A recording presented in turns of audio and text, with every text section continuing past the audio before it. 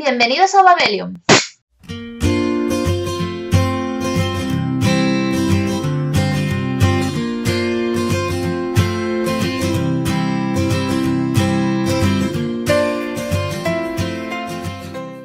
En esta ocasión quería hacer un vídeo un poquito diferente y por eso he optado por hacer una recopilación. En este caso son las películas que yo considero o que recuerdo que son más perturbadoras. Sé que la lista va a estar incompleta. Hay muchos films que he oído hablar de ellos a lo largo de los años. Cierta película sobre un samurái japonés que hace obras de arte con los cuerpos de sus víctimas, creo que se llama Guinea Pig.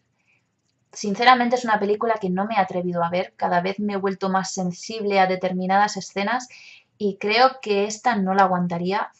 Igual que, bueno, otras películas que al documentarme y tratar de recordar películas he preferido pasar de ellas olímpicamente. Luego hay otras que son traumas de la infancia y que todavía a día de hoy no me he podido atrever a ver. Un ejemplo de ello sería Holocausto Caníbal. La tengo muy pendiente porque sé que es una de las claves del cine de terror y del found footage, pero la verdad es que era ser pequeña, ir al videoclub y ver esa carátula y automáticamente tener pesadillas, así que todavía hoy no la he podido ver. Algún día. Así que sin más dilación voy a hablar de las 10 películas que considero más perturbadoras. La primera de ellas es una película que resultará familiar para todos los que son fans del cine de terror, incluso los que están un poquito atentos a las películas que salen del circuito del Festival de Sitges. Estoy hablando de Mártires. No es una de las películas más desconocidas del festival. De hecho, es una película que ha ganado muchísimo renombre por la controversia que tuvo al ser en los pases, al ser pasada en el festival, había gente que se marchaba, que no terminaba de ver la película, incluso desmayos. La típica película que surge todos los años en el festival, que nadie aguanta y que provoca todo esto. El caso es que Mártires la vi hace ya unos cuantos años y si bien me parecen un poco exageradas todas esas reacciones, puedo llegar a entender que produzca malestar verla, sobre todo lo que hace referencia a su tramo final.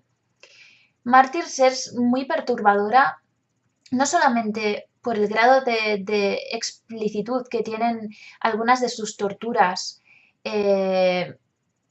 todo el tramo del final son torturas, vemos cómo se produce dolor de forma sistemática sobre una chica y no resulta nada agradable de ver, pero la película también tiene ese componente por las motivaciones que llevan a la gente que produce esas torturas a llevarlas a cabo. Su motivación y sus objetivos y el hecho de hacer el todo por el todo y pasar por lo que sea por conseguirlo. Y eso es la otra parte de la moneda, es la otra cara que hace que sea tan sumamente inquietante. La segunda película de la que voy a hablar es bastante más antigua, está en blanco y negro y se llama Las Diabólicas, de Clouzot. Es una película que es de mis favoritas en cuanto a lograr una ambientación y una escalada de tensión tan tremenda que logre un final de esos que te dejan temblando y con la boca abierta. Probablemente mucha gente hoy en día vea esa película y no le parezca tan tremenda. Yo la verdad es que cuando la vi era bastante impresionable y creo que si la viera hoy en día seguiría pensando que es igual de tremenda, me seguiría provocando los mismos escalofríos ese desenlace que tiene y sobre todo esa ambigüedad de ese final, que no quiero hacer spoilers, pero quienes hayáis visto la película, una conversación en el final y una mirada hacia el colegio, con eso ya lo hicieron todo. La tercera película de la que voy a hablar en realidad son dos y en realidad también podría decir el nombre del director y sería lo mismo. Estoy hablando de Funny Games y de su director Haneke. Haneke es un director que prácticamente en todas sus películas introduce elementos sumamente perturbadores. Además, juega muchísimo con el elemento de meter esos elementos en lo cotidiano. No estamos hablando de terror al uso ni de un thriller. Simplemente estamos hablando de personas normales que se ven, por las razones que sean, se ven inmersas en situaciones que rozan lo surrealista, pero que realmente ponen al espectador en una situación muy, muy comprometida incluso. y Funny Games es probablemente una de sus películas más conocidas. Da igual que veáis la película original que el remake, ambas son calcadas, prácticamente plano por plano, pero el efecto es prácticamente el mismo. Una una familia lo más típica posible, madre, padre, un hijo, una mascota, se van de vacaciones a un barrio residencial, aislado, las casas están bastante separadas entre ellas, el paisaje es muy bonito, los vecinos son muy majos y entonces aparece el vecino simpático que viene a liarla.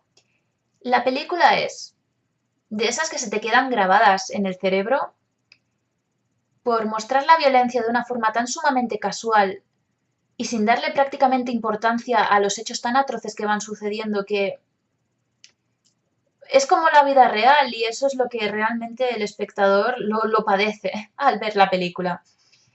La otra razón por la que está en esta lista es que Funny Games tiene un momento en el que se rompe totalmente lo que sería la cuarta pared cinematográfica y que el espectador flipa. Por decirlo de una manera así sencilla. Y la verdad es que yo en aquel momento cuando lo vi me quedé con la boca abierta.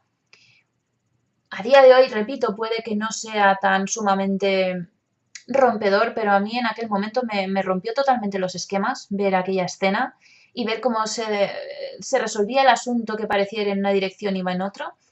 Y creo que, bueno, que fue bastante innovador dentro de lo que modestamente yo sé de cine.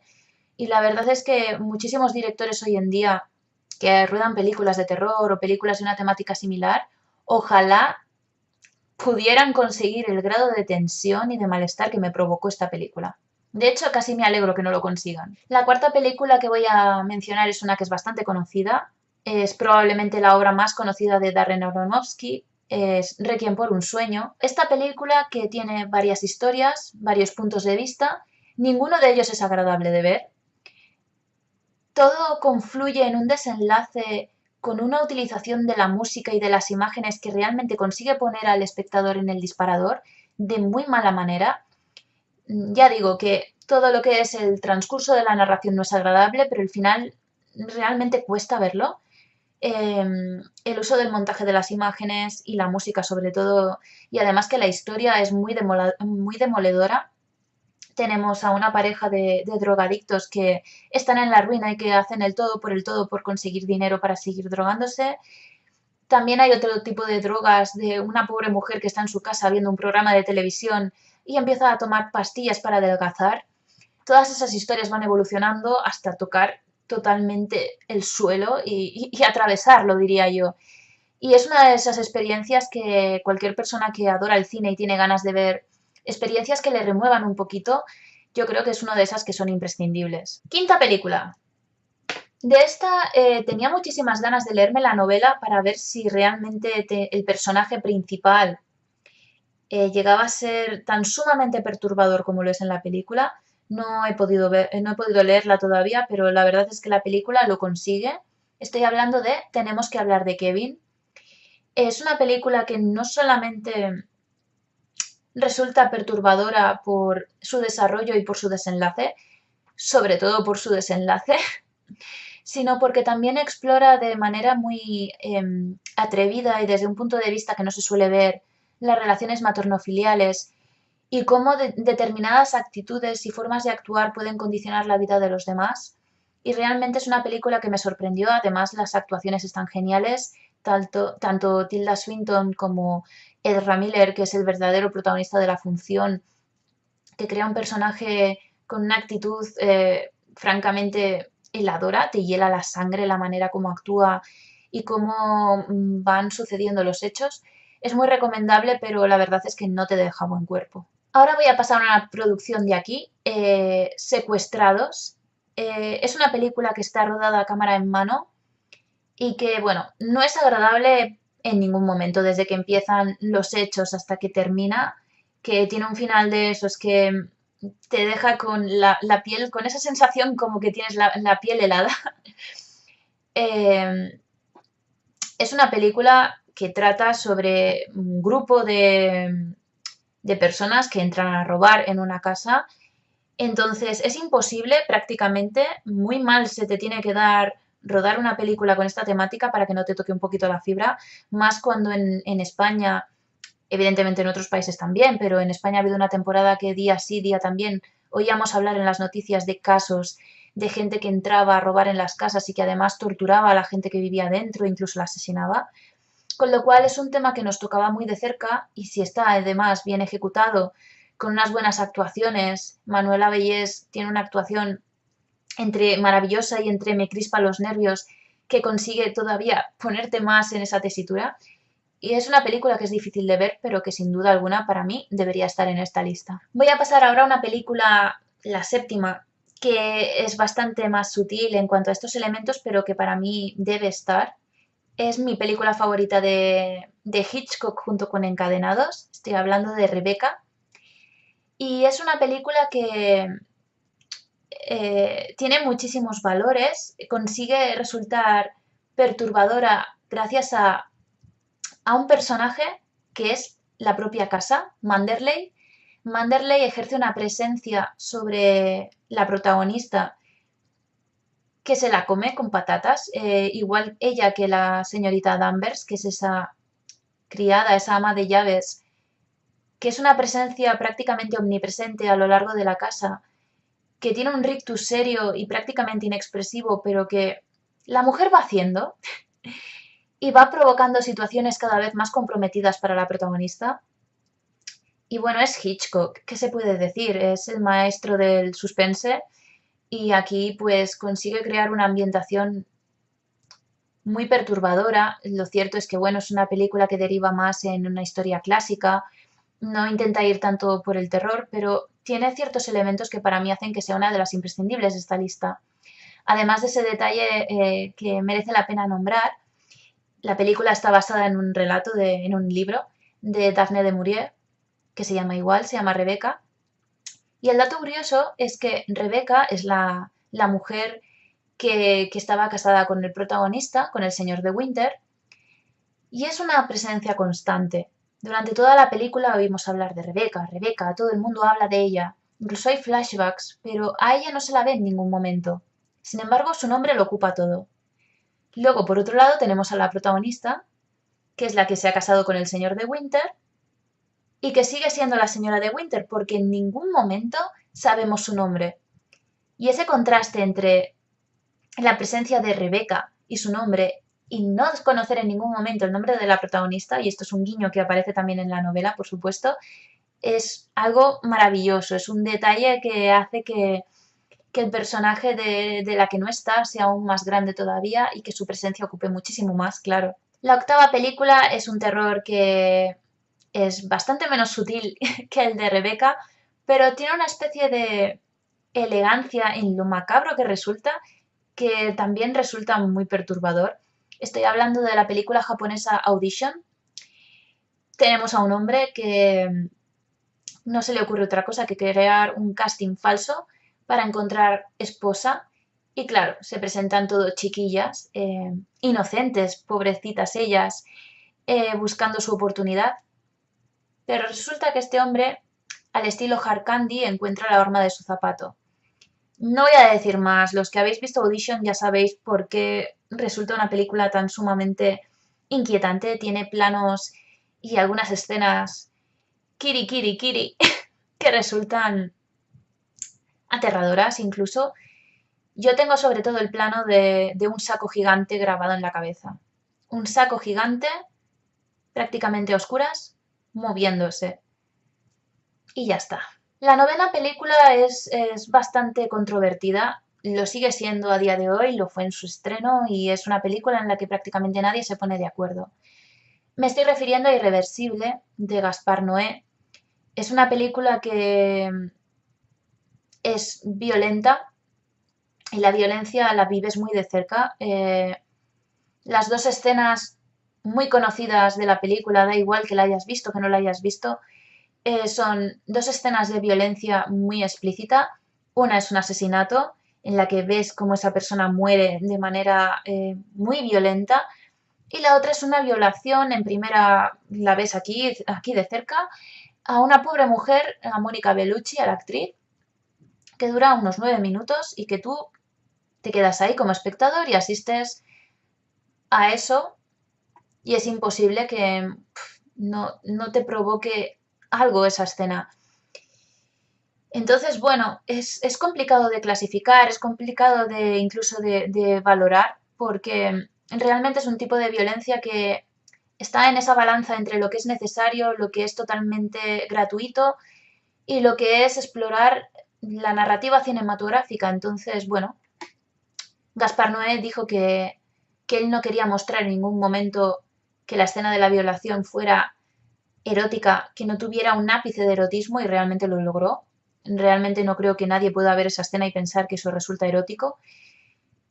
Pero bueno, también tiene otras escenas de violencia que puedes pensar que son muy gratuitas, con lo cual yo creo que como mínimo merece estar en esta recopilación porque es una película que juega con muchísimos elementos, el tipo de planos, el tipo de narración invertida, arriesga muchísimo, la iluminación, todo. Es una película que si la ves es muy difícil sacártela de la cabeza. Además, también juegan muchísimo con el sonido. Las escenas más bestias de la película tienen una frecuencia de sonido muy baja que hacen que resulten aún más molestas y más difíciles de ver para el espectador. Con lo cual puede gustarte, puede no gustarte, pero el puesto lo tiene que tener. La última película de la que voy a hablar no es una película, es un director. Es uno de los directores más perturbadores que hay a nivel cinematográfico. Estoy hablando de David Lynch, por supuesto.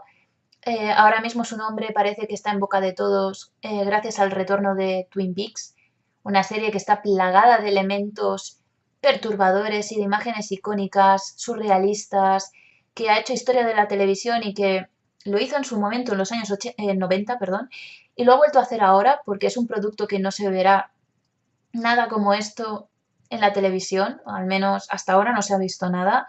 David Lynch ha tenido una carta libre, vía libre creativa absolutamente, total y absoluta, sin concesiones para el espectador. El espectador va tragando un poco como puede. Si le gusta muchísimo este tipo de producciones, lo disfrutará. Si le cuesta más ver estas cosas, pues lo va a pasar un poco mal. Incluso yo, que soy muy fan de David Lynch, reconozco que esta última temporada se me está haciendo un poquito cuesta arriba. Es necesario verla con mucha calma y tomándotelo de cierta manera, con una actitud muy concreta. Pero al margen de ello y centrándome solamente en el cine de David Lynch, prácticamente toda su filmografía son, sea el tipo de película que sea. Quizás The Stray Story no tiene elementos inquietantes, pero El hombre elefante los tiene. Carretera perdida sin duda los tiene. El hombre de la cámara, cierto asesinato, ciertas composiciones de planos, el onirismo que existente en Eraserhead, en Cabeza Borradora, es prácticamente de pesadilla. Mulholland Drive también tiene escenas así. Es un director que es muy interesante verlo, pero que requiere una cierta actitud y que no se podría recomendar a todo el mundo. Yo no le puedo recomendar a todo el mundo que vea 3 horas de Inland Empire. A quien le gusta mucho y a quien no le gusta creo que no le gusta nada. No creo que haya muchas medias tintas en David Lynch. Pero lo que es innegable es que es un director que tiene un mundo propio, tiene unas marcas de autor muy marcadas y realmente es muy interesante ver sus películas. Y no te deja indiferente, es imposible. Así que para mí su cine ha sido muy importante, así que para mí tiene su puesto de honor aquí, en esta recopilación. Y ya hemos llegado al final del vídeo. Sé que probablemente me he dejado muchísimas películas en el tintero, algunas de ellas las he visto, otras no. Pero bueno, para eso también podéis estar vosotros, comentad aquí debajo, en Twitter, cread diálogo, que es lo más divertido y así todos aprendemos y conocemos películas nuevas. Y nada más, si os ha gustado pues ya lo sabéis, dadle like, comentad y nos vemos en el siguiente vídeo. ¡Hasta la próxima!